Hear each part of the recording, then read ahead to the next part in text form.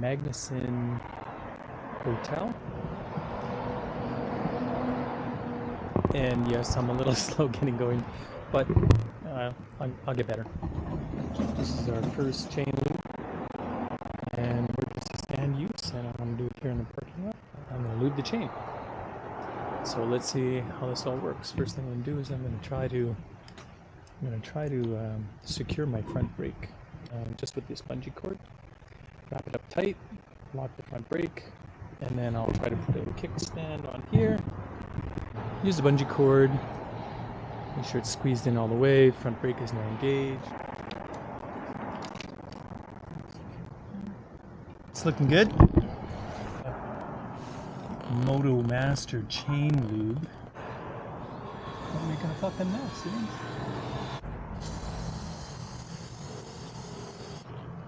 Forward. Here's the instruction manual. If you could imagine that, that's everything. It's just a picture. Not how to, nothing like that, just a picture. I'm gonna check some pressures. Well, that wasn't so bad. That was my first chain lube. Well, here we go. We're finally starting. This is going through Creston and heading a little north, but cannot enter there.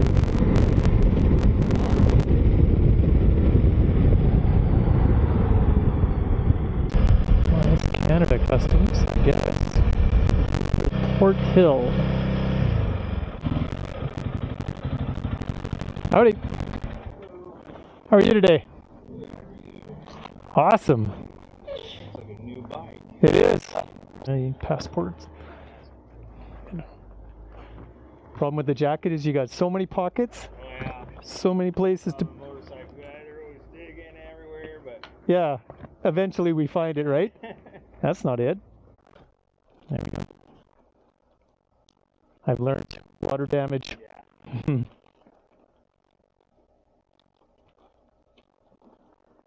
Welcome to the United States and welcome to Idaho! We are on our first official backcountry road in Idaho. Heading south and doing it backwards. Or as I prefer to say, doing it the right way. Starting from Canada and moving on. I'm going to try that standing up technique and see how that works for me. It's working just fine.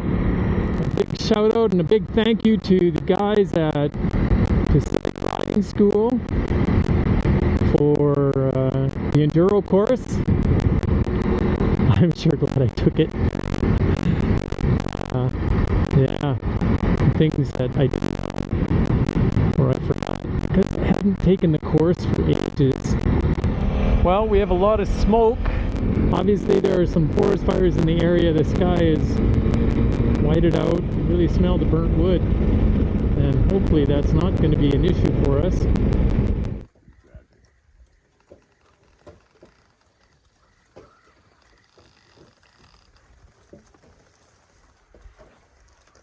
How long has that thing been burning anyway? I don't know. We showed up just the other day. Is it a big one by standards? It's up there. It's like 21,000. 21,000 acres? He says that they had 200 to 300 workers out here at one time, but there's not anybody anymore. Anyway, it's very beautiful back here. That is very interesting. My bag went to the side. About that. Good thing I didn't lose that. The whole thing is buggered. Well, we are at the Upper Pack River gas station in Idaho on Section 8 of the Idaho BDR. The sign says it's 75 degrees Fahrenheit, and I gotta say, it feels great. I love it. Anyways, I'm gonna enjoy some pistachios and some water, and then I will be addressing that little puppy right there. Alright, we have is reattached differently. This is Idaho. It's beautiful. It's too long a lineup to sit on your bike.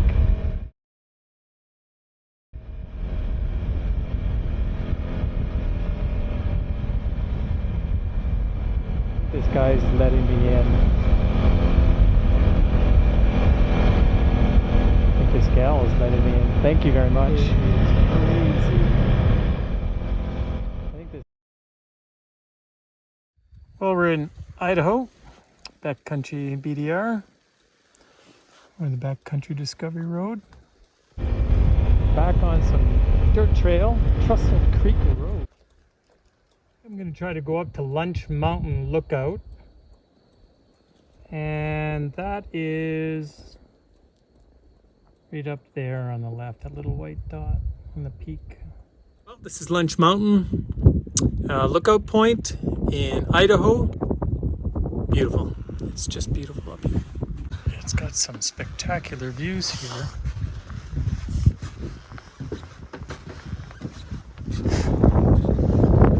Gotta say.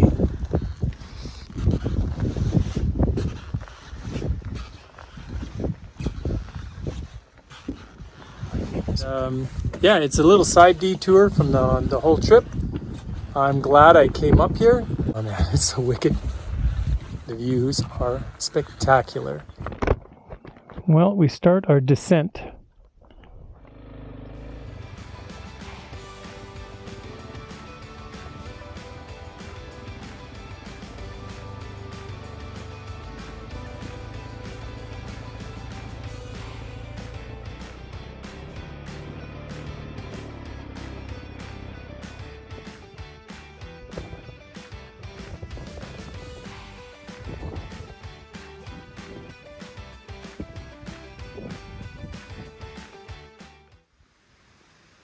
This is Waterfalls.